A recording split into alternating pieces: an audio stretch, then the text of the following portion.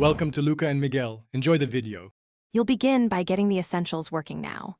Unlock your iPhone, confirm iOS is current, and enable Bluetooth and Wi-Fi because the remote needs both for discovery. Sign into the same Apple ID on the accessory if required, and then open Settings to add the device or install the manufacturer's remote app. Once done, grant location and microphone permissions if prompted so pairing can proceed. This prevents silent failures when the phone tries to find the device. Now you'll pair and configure controls. Put the target device into its pairing mode, then open the iPhone remote app or the Control Center remote and select the device that appears.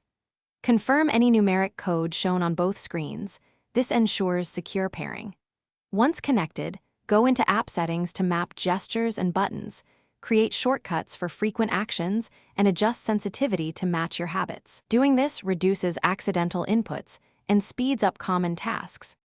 Finish by testing every main control and shortcut so you know what works reliably. Try navigation, play and pause, volume, and any custom actions. If latency appears, move closer and retest. Make sure both firmware and the remote app are up to date, and restart devices if behavior is odd.